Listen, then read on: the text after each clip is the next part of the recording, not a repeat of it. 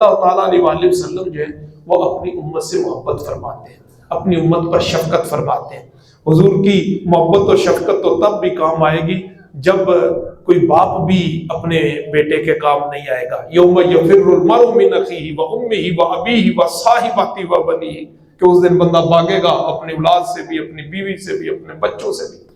تو ہر کوئی نفسا نفسی کا عالم ہوگا، کوئی کسی کے کام نہیں آ سکے گا، لیکن اس دن تو سرکار دو عالم صلی اللہ تعالیٰ علیہ وآلہ وسلم بھی کام آئیں گے کہ حضور اس وقت بھی فرمائے گا انا لہا انا لہا انا لہا، آؤ میں تمہاری سفارش کے لیے یہاں کھڑا ہوں۔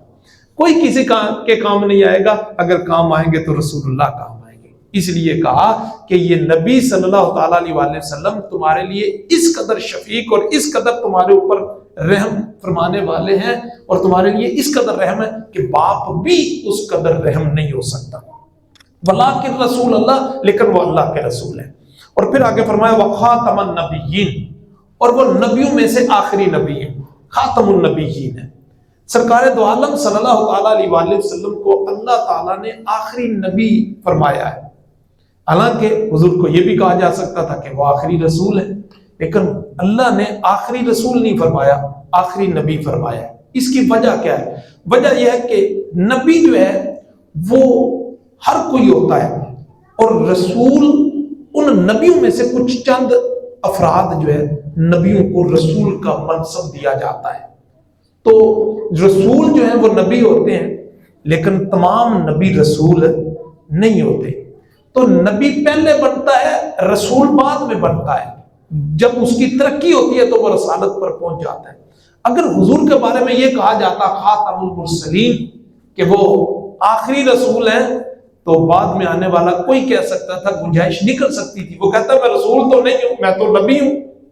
تو حضور تو آخری رسول ضرور ہے، حضور آخری نبی تو نہیں ہے۔ تو وہ اپنی نبوت کا جو ہے نا اس کے لیے ایک راستہ نکل آتا۔ اللہ رب العزت نے فرمایا کہ میرا محبوب آخری نبی ہے۔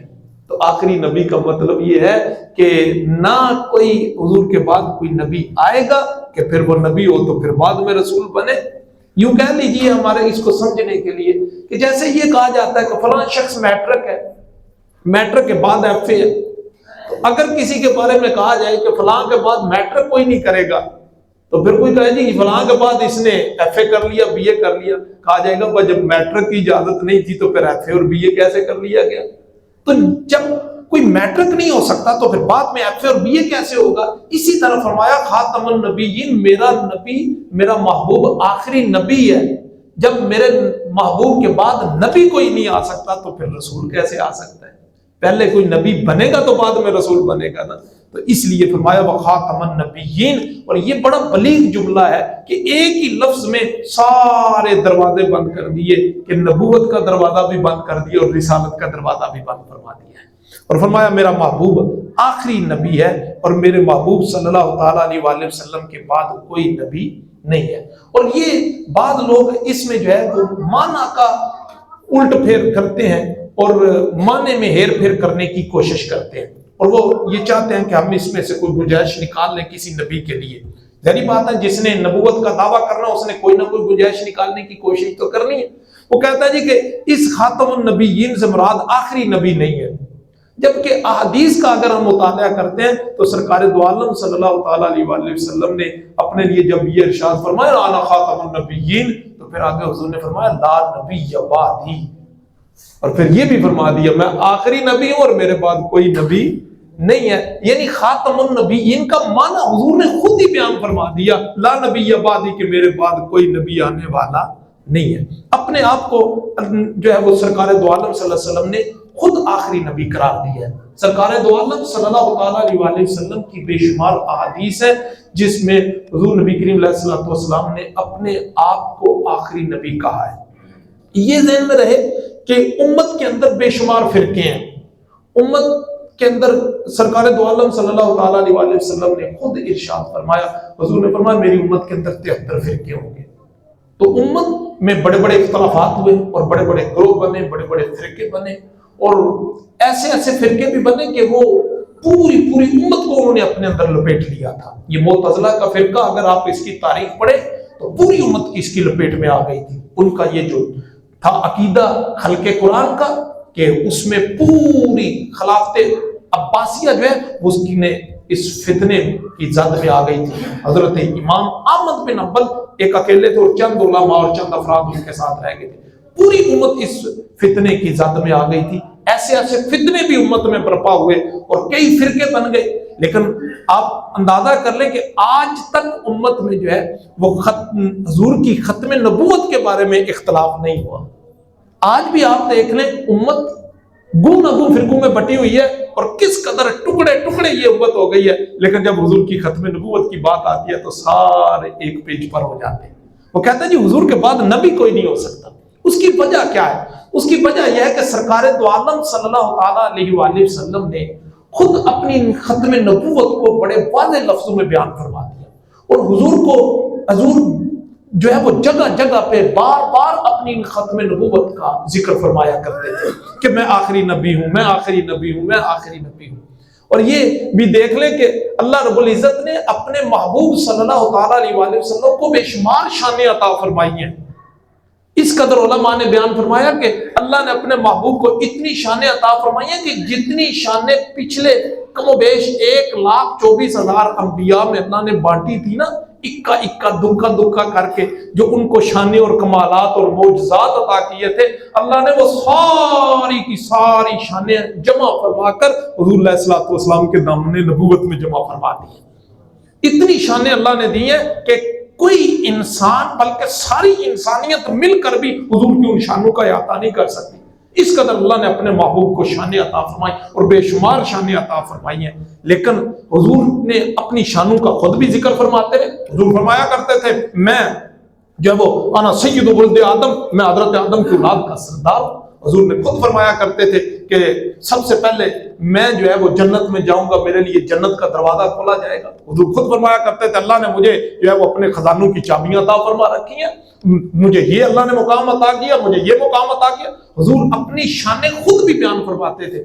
لیکن قربان جائیں یہ جو ختم نبوت والی حضور کو اللہ نے شان عطا فرمائی ہے، اس کا جتنا حضور نے خود ذکر فرمایا اتنا حضور نے کسی دوسری شان کا ذکر نہیں فرمایا. بار بار حضور اپنی اس شان کا ذکر فرمایا کرتے تھے. اور یہی وہ شان ہے جو اللہ تعالیٰ نے کسی اور نبی کو عطا بھی نہیں فرمائی، اور یہ شان صرف اللہ نے اپنے پیارے حبیب صلی اللہ علیہ وسلم کو عطا فرمائی. اور حضور اکثر اس کا ذکر فرمایا، بار بار بات بات پہ حضور اس کا ذکر فرماتے تھے. اس لیے آج امت کے اندر اور تو اختلافات ہوئے ہیں لیکن حضور کی ختم نبوت پہ کبھی اختلاف نہیں ہوا.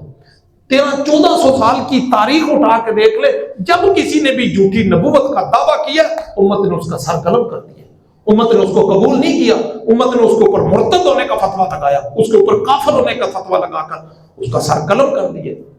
حضرت سیدنا صدیق اکبر رضی اللہ تعالیٰ عنہ کے اپنے دور پاک کے اندر مسیلمہ کذاب نے جب اعلان نبوت کیا تو حضرت سیدنا صدیق اکبر رضی اللہ تعالیٰ نے اس کے خلاف جہاد کیا، لشکر کشی کی، اور تب تک سانس نہیں لیا جب تک اس کی گردن نہیں اڑا لی. اور آپ کو پتا ہے کہ اس جنگ یمامہ جو مسیلمہ کذاب کے خلاف جنگ ہوئی تھی اس میں مسلمانوں کا نقصان کتنا ہوا تھا اور وہ دور کتنا نازک تھا کہ ابھی حضرت سیدنا صدیق اکبر رضی اللہ تعالیٰ عنہ اپنی خلافت کے تخت پہ ابھی تشریف فرما ہوئے ہی تھے کہ یہ فتنہ برپا ہو گیا. اور اس کی جو ہے نا وہ کلا کما کرنے کے لیے آپ حالات موزوں نہ تھے، لیکن چونکہ یہ مسئلہ بڑا نازک تھا اس لیے آپ نے اس کے خلاف لشکر کشی کی اور ہزاروں صحابہ جو ہے وہ شہید ہوئے، جن میں سینکڑوں کی تعداد میں جو ہے وہ حفاظ صحابہ تھے جنہوں نے قرآن حفظ کر رکھا تھا، اور بڑے بڑے جلیل القدر صحابی. اور یہ وہ لشکر تھا جس میں سیدنا صدیق اکبر رضی اللہ تعالیٰ عنہ نے خود اپنا بنایا ہوا قانون جو ہے وہ ختم کر دیا تھا. اپنا قانون بنایا تھا کہ آج کے بعد بدری صحابی جو ہے وہ کسی جنگ میں نہیں جائیں گے. فرمایا یہ حضور کی ختم نبوت کا معاملہ ہے لہذا کوئی بھی پیچھے نہ رہے، ارے بدری صحابی بھی جائیں گے، غیر بدری صحابی بھی جائیں گے اور اس جنگ میں شریک ہوں گے، کیونکہ یہ کوئی عام معاملہ نہیں ہے، یہ حضور کی ختم نبوت کا معاملہ ہے. امت میں کبھی اختلاف نہیں ہوا. حضور بات بات پہ اپنی ختم نبوت کا ذکر فرمایا کرتے تھے. اور حضرت علی المرتضی رضی اللہ تعالیٰ عنہ کو جب غزوہ تبوک کے موقع پر پیچھے چھوڑ کے جانے لگے، حضرت علی المرتضی رضی اللہ تعالیٰ نے کیا عرض کی کہ یا رسول اللہ آپ مجھے عورتوں اور بچوں کی طرح پیچھے چھوڑ کے جا رہے ہیں اور باقی صحابہ کو اپنے ساتھ میدان جہاد کی طرف لے کے جا رہے ہیں. تو حضور نے کیا فرمایا؟ حضور نے فرمایا علی تو جانتا نہیں ہے, تو اس بات پہ خوش نہیں ہے کہ تیری میرے لیے ایسے ہی مثال ہے جیسے حضرت موسیٰ کے لیے حضرت ہارون علیہ السلام تھے. لیکن مسئلہ یہ ہے کہ میرے بعد کوئی نبی نہیں ہے, اس لیے تو نبی نہیں. اگر نبوت میرے بعد جاری ہوتی تو اے علی تجھے میری مدد کے لیے اللہ رب العزت نبوت کا منصب عطا فرما دیتا.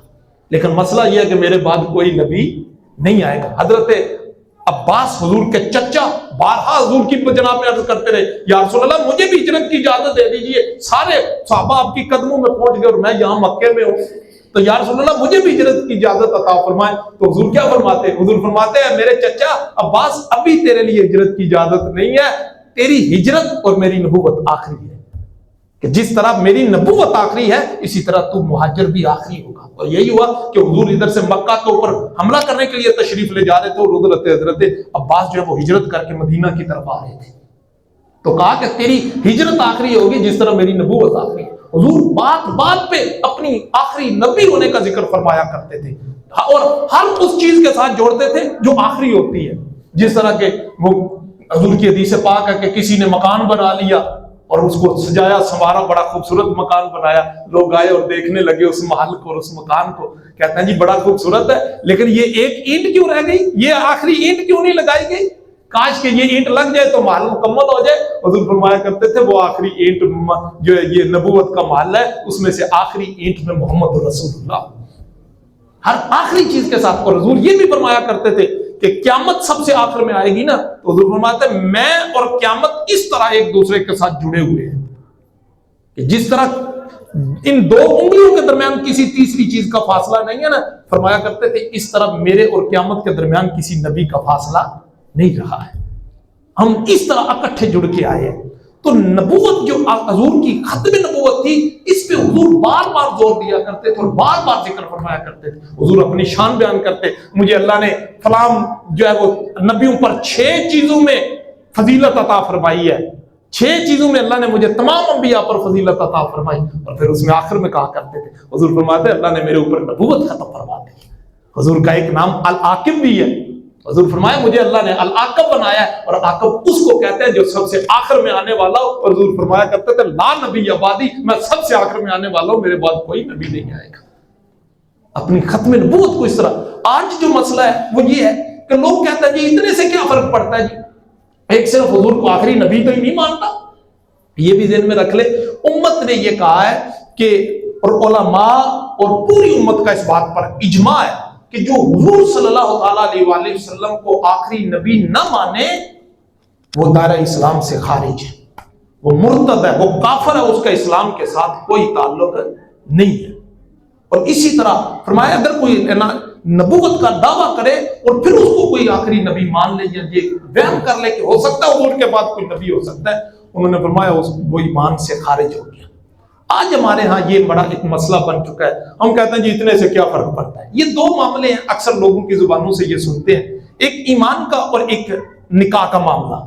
جی بس اتنی سی بات سے نکاح ٹوٹ گیا, اتنی سی بات سے ایمان ختم ہو گیا, صرف اتنا ہی تو کہا. بعض یہ بھی کہتے ہیں جی میں نے اوپر سے کہا تھا صرف امریکہ کا ویزا لینے کے لیے, تو میں نے دل سے تو قادیانیت کو قبول ہی نہیں کیا, میں نے دل سے تو کہا ہی نہیں کہ حضور آخری نبی نہیں ہے. تو علماء نے لکھا کہ جو ہی تو نے لکھا نا کہ حضور کے بعد میں کسی کو نبی مانتا ہوں یا حضور کو آخری نبی نہیں مانتا, تو نے دل سے لکھا یا ظاہر سے لکھا, تو دائرہ اسلام سے خارج ہو گیا. اسی طرح نکاح کا معاملہ بھی ہے کہ نکاح میں اگر آپ طلاقیں لکھ دیں, بے شک دل سے طلاقیں نہ دے رہے ہوں, پھر بھی طلاق واقع ہو جاتی ہے. آپ مذاق میں طلاق دے رہے ہوں, طلاق تب بھی واقع ہو جاتی ہے. آپ ویسے ڈرامائی طور پہ طلاق دے رہے ہوں تب بھی طلاق ہو جاتی ہے. اسی طرح ایمان کا معاملہ بھی ہے. لوگ کہتے ہیں جی اس سے تو ایمان نہیں. یہ ذہن میں رکھ لیں کہ مسلمان ہونا مشکل ہے, اس نقطے کو اپنے ذہن میں جگہ دے دیں کہ مسلمان ہونا مشکل ہے, کافر ہونا مشکل نہیں ہے. کافر ہونا بڑا آسان ہے, مسلمان ہونا مشکل ہے. مسلمان ہونے کے لیے کئی شرطیں لگائی جاتی ہیں. بھائی تم پہلے غسل کر کے آؤ, اب اللہ کو ایک مانو, اس کے علاوہ کسی کو عبادت کا مستحق نہ مانو, اللہ کے بارے میں بے شمار عقائد ہیں جو ہم نے پہلے منوانے ہوتے ہیں. پھر تم رسول اللہ کو اللہ کا نبی بھی مانو اور ان کا آخری نبی بھی مانو. پھر باقی ملائکہ کو بھی مانو، جنت کو بھی مانو، دوزخ کو بھی مانو، فلاں کو بھی مانو، قرآن کو بھی مانو، حدیث کو بھی مانو. کتنی چیزیں ہیں جو ہم اسے منواتے ہیں تو تب جا کر وہ مسلمان ہوتا ہے. پورا قرآن ماننا پڑتا ہے. آپ سارا قرآن مان لیں، صرف ایک آیت کا انکار کر دیں تو اسلام کہتا ہے تو دائرہ اسلام سے خارج ہو گیا ہے. صرف ایک چیز نہ ماننے سے انسان کافر ہو جاتا ہے. کافر ہونے کے لیے صرف اتنا ہی کافی ہے کہ وہ یہ کہہ دے کہ میں اللہ کو نہیں مانتا یا میں رسول کو نہیں مانتا، تو بات ختم ہوگی، وہ دائرہ اسلام سے خارج. کافر ہونا آسان ہے، جو ہے وہ مسلمان ہونا مشکل ہے. آج یہ جملہ جی سب کا ایمان مضبوط ہے، جی سب کا ایمان ایک جیسا ہوتا ہے، جی کوئی کافر نہیں ہوتا، جی اتنے سے بات سے کیا کوئی کافر ہو جاتا ہے، تو یہ دیر میں رکھ لے کہ بھائی چھوٹی سی بات سے ہی انسان کافر ہو جاتا ہے. علماء نے لکھا ہے کہ یہ حضور کی ختم نبوت کا معاملہ ایسا ہے. حضرت امام ابو حنیفہ علیہ رحمہ فرماتے ہیں، آپ فرماتے ہیں کہ اگر کسی نے جھوٹے نبی سے اس کی نبوت کی دلیل بھی مانگ لی تو وہ بھی دائرہ اسلام سے خارج ہو گیا.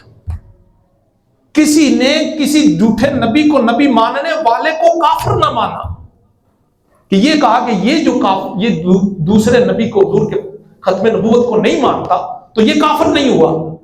اس نے اگر کافر نہیں مانا تو فرمایا یہ خود کافر ہو گیا ہے. اس قدر یہ معاملہ سخت ہے. علماء لکھتے ہیں کہ نماز پڑھتے ہوئے دنیا جہان کے آپ کو خیالات آ جائیں، نماز نہیں ٹوٹتی. لیکن اگر یہ خیال آ جائے نا کہ وہم گزرے کہ حضور کے بعد بھی کوئی نبی ہو سکتا ہے، تو علماء فرماتا ہے نہ ایمان کا کچھ رہتا ہے نہ نماز کا کچھ رہتا ہے. اس قدر یہ نازک معاملہ ہے. پوری کی پوری اسلام کی جو عمارت ہے وہ اس ختم نبوت کے عقیدے کے اوپر کھڑی ہوئی ہے. اگر اتنی سی بات ہوتی تو اگر آپ دیکھ لیں یہ زکوٰۃ کا معاملہ ہے. سیدنا صدیق اکبر رضی اللہ تعالیٰ عنہ کے دور میں کچھ لوگوں نے زکوٰۃ دینے سے انکار کر دیا. انہوں نے کہا جی ہم نمازیں بھی پڑھیں گے، ہم روزے بھی رکھیں گے، ہم حج بھی کریں گے اور زکوٰۃ سارا کچھ ہم کریں گے، تمہارے جتنے اسلام کا احکامات ہیں ہم ان کو اوپر عمل کریں گے، جن چیزوں سے اسلام روکتا ہے ہم ان چیزوں سے رکیں گے، لیکن ہم ایک زکوٰۃ نہیں دیں گے. تو عام بندہ تو کہے گا صرف زکوٰۃ ہی نہیں دیتا، باقی ساری باتیں تو مانتا ہے، لہذا اسے مسلمان تصور کیا جائے. لیکن سیدنا صدیق اکبر رضی اللہ تعالیٰ نے فرمایا نہ میں ان کے خلاف جنگ کروں گا، جہاد کروں گا. حضرت عمر رضی اللہ تعالیٰ نے عرض کی حضرت کچھ تو ہاتھ ہولا رکھے، تو کچھ ہلکا رکھے ہاتھ کے، کچھ یہ زکوٰۃ ہی نہیں نہ دیتے. تو حضرت سیدنا صدیق اکبر رضی اللہ تعالیٰ نے فرمایا کہ جو حضور کے دور میں اونٹ لاتا تھا اور ساتھ میں اس کو باندھنے کے لیے رسی بھی زکوٰۃ کے طور پر لاتا تھا، آج وہ اونٹ لائے لیکن صرف رسی نہ لائے تو ابو بکر اس کے ساتھ بھی جنگ کرے گا. تو اسلام اس قدر سخت مذہب ہے، یہ کسی دوسرے کو اپنے اندر قبول نہیں کرتا. یہ کہتا ہے اگر تم نے اسلام قبول کر لیا ہے تو پھر کیا ہوگا، ادخلوا فی السلم کافہ، پھر پورے کے پورے اسلام میں داخل ہو جاؤ. پھر یہ 19-20 والا چکر نہیں رہے گا. اسلام اس قدر سخت مذہب ہے. یہ کہتا ہے جب تم نے اسلام قبول کر لیا تو پھر تمہیں اسلام کے سارے احکامات کو تسلیم کرنا پڑے گا. پھر یہ نہیں ہوگا کہ میں 19 تو مانتا ہوں 20واں نہیں مانتا، یہ والا معاملہ نہیں چلے گا. اسی طرح یہ ختم نبوت کا معاملہ آپ دیکھ لیں. قرآن کوئی شخص کہتا ہے لا الہ الا اللہ، ساری زندگی لا الہ الا اللہ کہتا رہے تو وہ مسلمان نہیں ہوگا. کب ہوگا؟ جب وہ محمد الرسول اللہ کہے گا. یہ مثال سمجھنے کے لیے ایک بڑی خوبصورت میں اکثر مثال دیتا ہوں کہ ایک دودھ کا بڑا ہوا ڈرم ہے، اس کے اندر آپ ایک قطرہ پیشاب کا گرا دیں تو وہ دودھ کا سارا دودھ کیا ہو گیا؟ ناپاک ہو گیا، پلید ہو گیا، اب وہ پینے کے قابل نہیں رہا. تو ایک چھوٹی سی برائی نے ایک اتنی دودھ جس کو نور کہا جاتا ہے اس کو اس نے برباد کر دیا ہے. برائی اس قدر بری چیز ہے. تو اسی طرح سے اگر پورا پیشاب کا بھرا ہوا ڈرم ہو، اس کے اندر آپ پورا دودھ کا ڈرم بھی ڈال دیں تو وہ پیشاب پاک ہوگا؟ وہ کبھی بھی پاک نہیں ہوگا. پلیتی اور کفر اس کا کچھ نہیں بگڑتا اسلام کے ساتھ جڑنے سے، لیکن اگر تھوڑی سی پلیتی بھی پاکی کے ساتھ جڑ جائے، اسلام کے ساتھ تھوڑا سا کفر اور شرک بھی جڑ جائے تو یہ اسلام کا ستیہ ناش کر دیتا ہے. کفار مکہ نے یہی تو کہا تھا کہ آپ آئیے کہ ہمارے ساتھ آپ ایسا کریں کہ یہاں آ کر جو ہے نا وہ آپ ہمارے پاس آ کر ایک بت خانے میں آئے، ایک دن آپ آ جائیں، سال پورا ہم آپ کے خدا کی عبادت کریں گے، آپ ایک دن کے لیے جو ہے وہ یہاں پر آ جائیے اور ہمارے بتوں کی پوجا کر لیجئے. تو حضور صلی اللہ تعالیٰ علیہ وسلم نے کیا جواب دیا؟ لکم دینکم ولی دین، تمہارے لیے تمہارا دین، میرے لیے میرا دین ہے. تم ایک دن کی بات کرتے ہو, میں تو ایک سجدہ بھی تمہارے خداؤں کو کروں تو میرے ایمان کا رہتا کچھ نہیں ہے.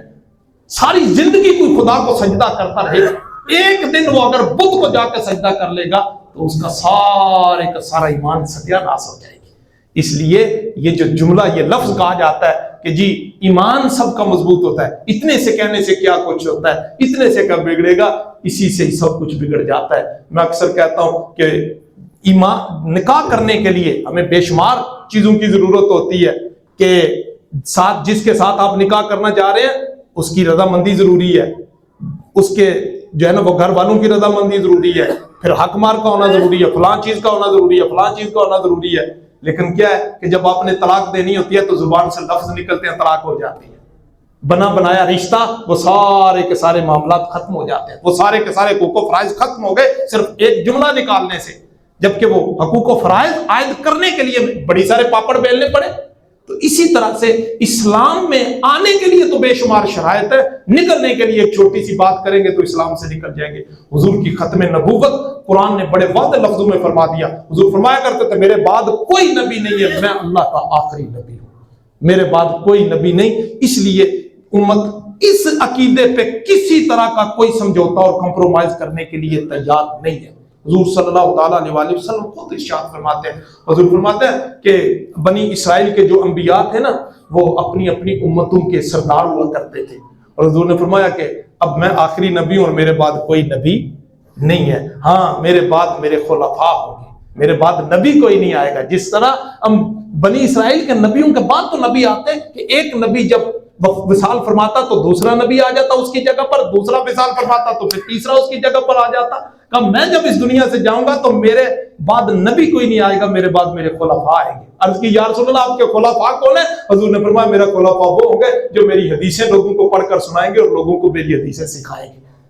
اور اسی طرح سے حضور صلی اللہ تعالیٰ علیہ وسلم نے فرمایا نبوت ختم کر دی گئی, اور یہ حدیث پاک اس میں حضور نے واضح لفظوں میں فرمایا کہ رسالت اور نبوت ختم کر دی گئی, اور لا نبی بعدی, اور لا نبی بعدی و لا رسول بعدی. حضور نے فرمایا نہ میرے بعد کوئی نبی ہوگا نہ میرے بعد کوئی رسول ہوگا. میرے بعد نبوت بھی ختم, میرے بعد رسالت بھی ختم. ہاں میرے بعد جو ہوگا تو وہ اچھے خواب ہوں گے, سچے خواب ہوں گے.